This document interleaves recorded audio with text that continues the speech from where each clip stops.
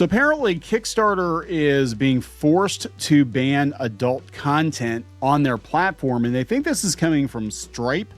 It's not Kickstarter per se, but this is going to be a really interesting situation because a good majority, I would say, of comic book Kickstarters contain adult and not safe for work content, and now they will not be allowed to post that kind of stuff on the platform, or at least not be as explicit about it. I guess you can say, well, this may or may not be adult content. We're just not going to show you anything to make you want to back it.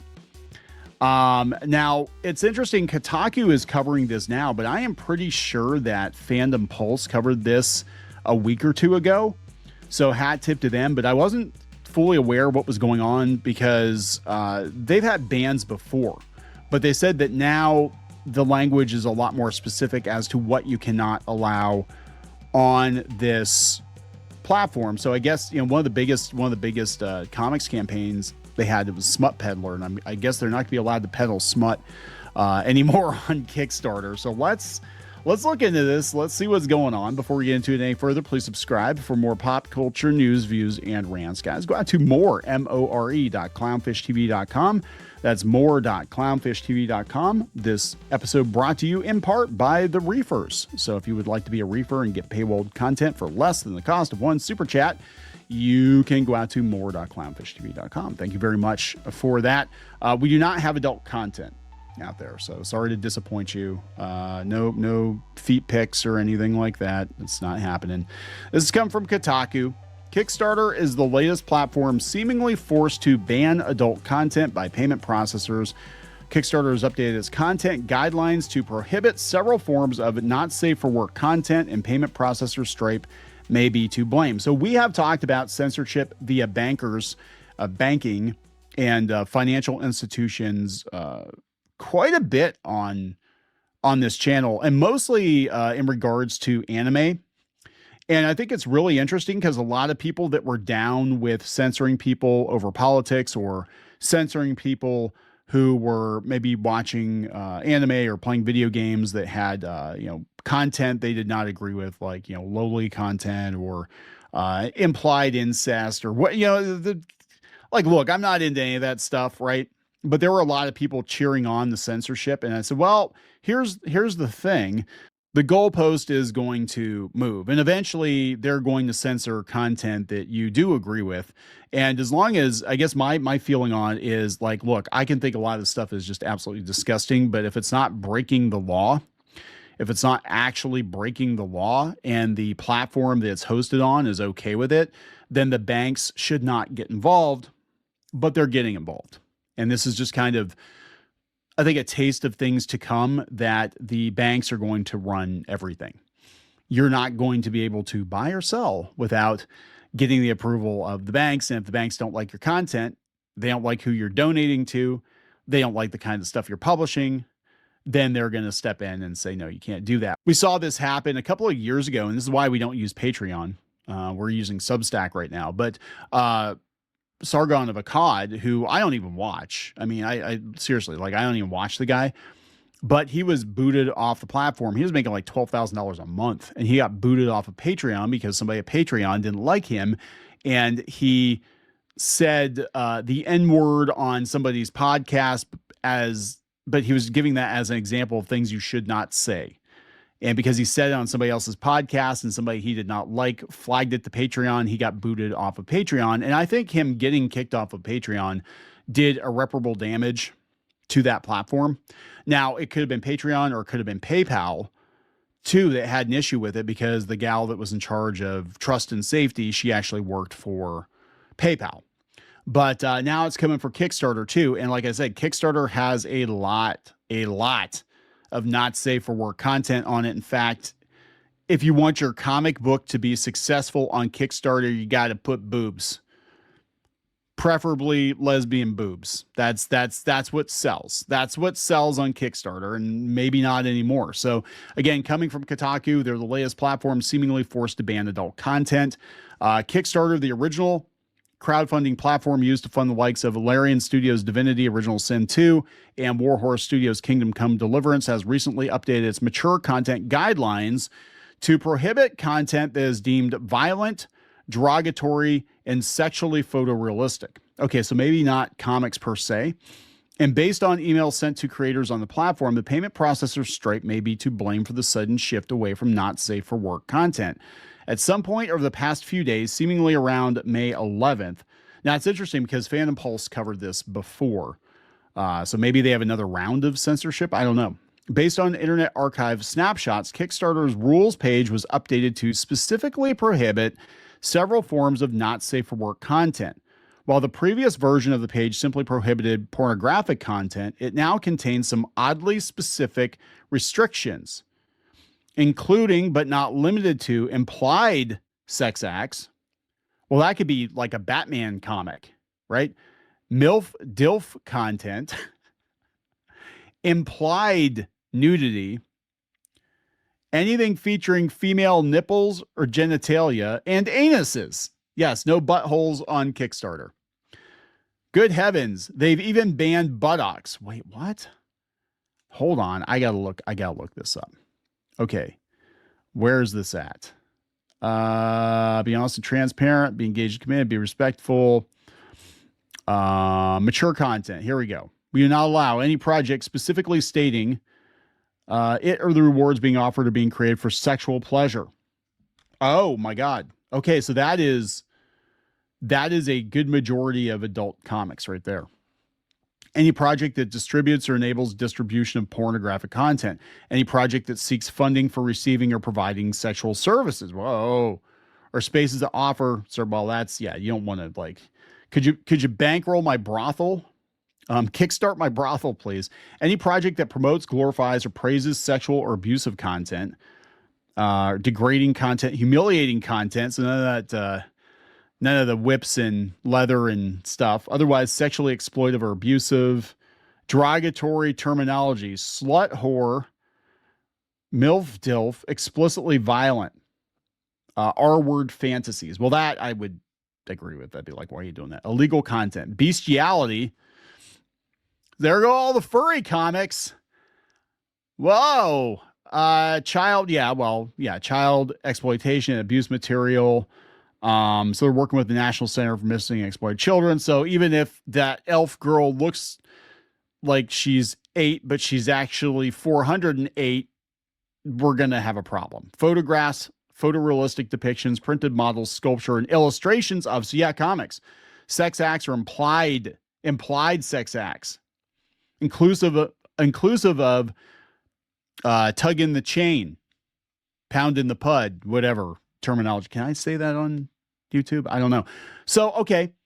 It's interesting because all of these things are in books that the comic book industry are trying to get put into libraries for kids. There are some books out there that are contain a lot of really lewd graphic depictions of this kind of stuff, and you can't even kickstart that now. And I know a lot of those creators use Kickstarter. So this is really interesting. Implied nudity where the subject's wearing lingerie. Wait, implied nudity where the subject is wearing lingerie, fetish wear, or clothing that is see-through or very tight and shows basically you can't have like show the guy's packing. He's wearing some, leather booty pants or whatever, booty shorts. The anus, the nipples. Sexual wellness products. What the hell? Okay, we do allow romance and spicy literature, including comic books. But wait a second. If you can't show this stuff, sexual wellness products, they're not designed for gratification.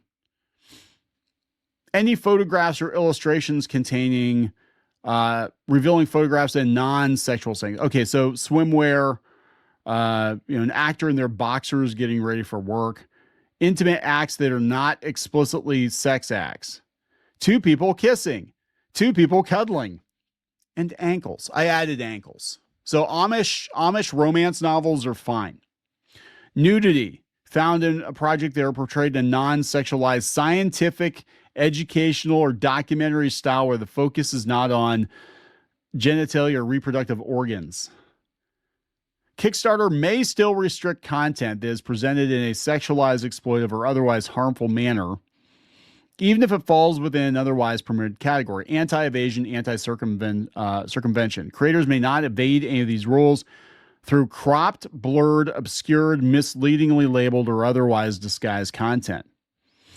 Hate and violence. This is where they try to get some of the right-wing creators, content creators. They're saying that you're being bigoted or whatever. So they're like, we don't tolerate discrimination, bigotry, intimidation, exploitation, or intolerance toward marginalized groups.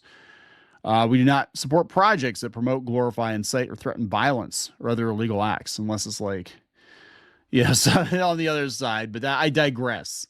Actually, what kicked off the whole, I did a video earlier talking about unions. What kicked off the whole union thing was the Always Punch Nazis book. I guess that was a huge controversy. Anyway, they say, according to a report by the Daily Cartoonist, Kickstarter is under pressure from the payment processor Stripe, which Palantir chairman Peter Thiel and ex-proprietor Elon Musk partially own. I did not know that Elon Musk owned part of Stripe. Kickstarter and Stripe did not immediately respond to a request for comment. Well, it's interesting because Kickstarter was accused. They've definitely loosened up a little bit, but they used to kind of arbitrarily ban any projects that they thought were too right-wing or whatever. It was very weird, but I haven't seen them do that in a long time, but I don't know. According to artist and writer Mike Wolfer, Kickstarter began emailing creators in March of 2026 to inform them that Stripe will conduct its own review of any projects featuring adult, not safe for work content. It may choose to shut down any crowdsourced project while they're live or even after they've been funded. Oh, that's interesting. Can you imagine thinking you have like 25 grand coming and you've already, paid your people or whatever, or you've got your book ready to go. And it's like, yeah, guess what? We're not giving you your money. Tough luck. As the Daily Cartoonist notes, the choice to limit not safe for work content on Kickstarter feels especially sudden, considering the platform launched its Kickstarter After Dark newsletter in September of 2025, which aims to showcase the best adult-oriented projects. Yeah, I remember that. They did. They were like, oh yeah, we want to do more porn stuff on Kickstarter. And then they were like, oh, nope. You're not allowed. You're not allowed to do any of that. Step inside the adult section. Comics and graphic novels, safe for work, not safe for work artwork, mature storylines, erotic romance, mature literary works, artistic nudes, adult lifestyle products. Oh my God. Yeah. And they did. They were going all in on that. And now they're like, yeah, we're not allowed to do it. If Kickstarter's newly implemented rules have indeed been forced upon them by Stripe, it wouldn't be the first time that a payment processor has had a hand in limiting not safe for work content. Both Steam and itch.io had to purge countless not safe for work games from their platforms in 2025, following pressure from banking partners and payment processors like Visa and MasterCard. The Australian anti-porn group Collective Shout, well, not shouting very loud, they claim credit for the censorship, but the move increasingly seems to be part of a larger shift by companies that move money around the internet to crack down on what can actually be bought, sold, and shared on it. This is really interesting because a lot of the people who are freaking out about this now that they're losing their porn were very, very, very much on board with wrong thinkers being debanked. And I warned you, being a free speech guy, that the goalpost was going to move, that the bankers were going to decide. Bankers were going to decide what was safe for consumption. Carson says, thank God Stripe is there to choose what I can and cannot consume on the internet. As an adult and capable of and untrustworthy to make my own decisions in my own life, I welcome a large money corporation in making those decisions for me. Thank you, Stripe, for saving me from myself. You know better. This person says there's an error in the text. Larian Studios made Baldur's Gate 3. No, they did Divinity first. Cutting Edge Constipation says somebody better tell the DOJ that they banned female nipples but not male nipples. That's sex discrimination. T. Westrom says, oh cool, does this mean I can finally browse the tabletop gaming section without seeing 500 big tittied STLs for every one board game? Yeah, I thought they had a filter for that. Did they have a filter for that? I thought they did, that you couldn't see the adult content. But yeah, there we go, guys. This is definitely going to hurt Kickstarter, but it's going to another platform. If it is Stripe, I don't think it's going to change things very much because everybody's using Stripe now. Like Stripe is kind of overtaking PayPal. So good luck with all that. Thankfully, we don't have to worry about that. We don't do anything that's dicey like that. But yeah, I guess even Amazon, people are selling spicy Kindle books and stuff like that, and they have to do an end run around Amazon payments. And it's, I mean, it is what it is. Going to wrap it up. Please subscribe. We will talk later.